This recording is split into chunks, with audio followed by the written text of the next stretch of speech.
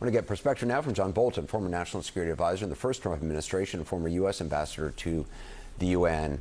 Ambassador Bolton, I mean, the gross tonnage of all of this, the plane gift from Qatar, the Trump Organization's business deals overseas, the cryptocurrency ventures.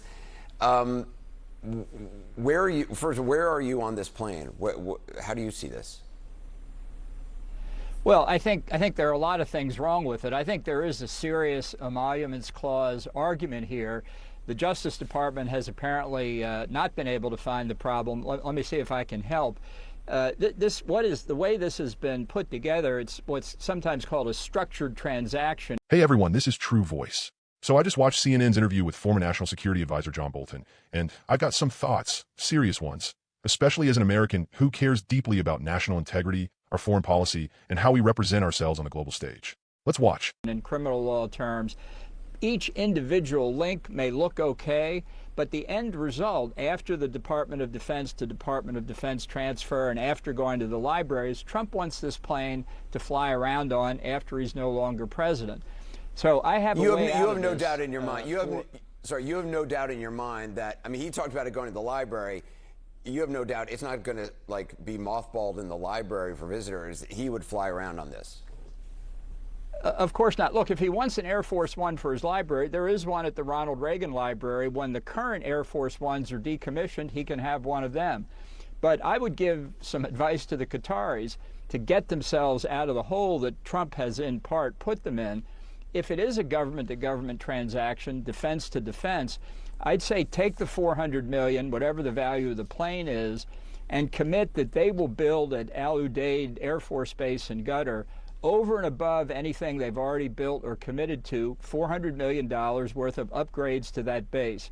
Build the most deeply buried, most hardened command bunker in the world. Do whatever you can with it. And if you can't spend all the money at Al Udeid, go to the Central Command headquarters in Tampa and spend a couple $100 million there. Spend it on the U.S. Special Operations Command, which is close by in Tampa. That would be a gift for the United States. Nobody could say that was personal to Donald Trump, and we could use the extra $400 million in our defense budget because Trump's budget request for the next fiscal year is not as high as it needs to be. From a national security perspective, does accepting a plane from Qatar make any sense to you? I mean, just the retrofitting alone, from what I understand, not only could it take a long time and cost a lot of money, but it's incredibly, I mean, it is a huge task to make this safe for the president to fly in this plane, even from an intelligence standpoint.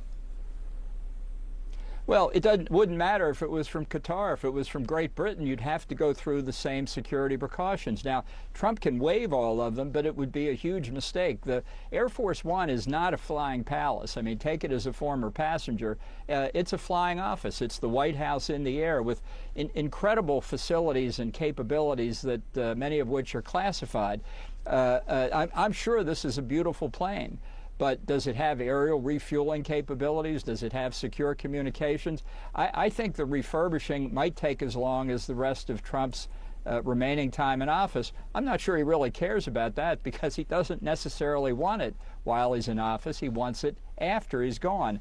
And that's why the way this structuring of the transaction has worked is that it gives DOJ, well, apparently they think they found a way around the emoluments clause. I think they're wrong if you look at the whole thing and what the purpose in Trump's mind really is. Where do you stand on the change vis-a-vis Syria and its leader? Well, I don't understand why it's being done this way. Al-Sharaf, formerly al-Jilani, his nom de guerre when he was an al-Nusra terrorist, may have trimmed his beard, he may have ditched his combat fatigues for a coat and tie, he's got good PR advice, but he has yet to take steps that I think are convincing to us that he's no longer a terrorist. I'm glad that he's anti-Iran. That's a big negative for Iran, and we should take advantage of that. I will say that Trump did tell him to try and sign an Abraham Accord recognition of Israel and take other steps against terrorists. But that's not enough. We should ask for more, not just rhetoric from this tough guy, but actual performance. Trump didn't ask for it, and he didn't ask for the other commitments before he gave up the sanctions. That's not the art of the deal to me. Now, maybe something has happened behind the scenes we don't know about. But if the Syrian government wanted the sanctions released, they should have at least committed to not just combating terrorism or recognizing Israel, but providing a full, total, complete evaluation of what the Assad regime did with American hostages and other foreign hostages. They're not the Assad regime. There's no reason to cover that up. They should open up their facilities for inspection by the U.S. or international authorities on the Assad regime's chemical weapons operations and biological weapons efforts to make sure none of that is still going on.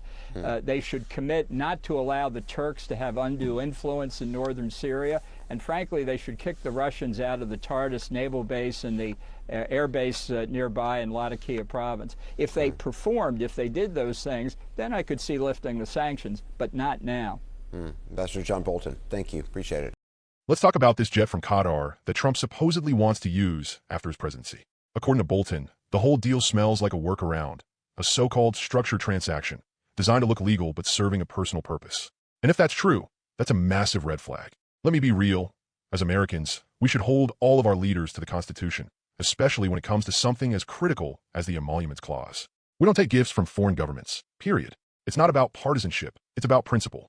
Now, Bolton suggests Qatar should spend that $400 million upgrading U.S. military bases instead.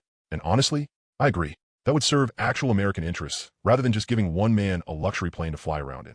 That's what patriotism looks like, putting our troops and security first. Hit the like button if you value integrity over party, and subscribe for more honest takes like this. See you in the next one. Stay smart, stay strong, and stay American.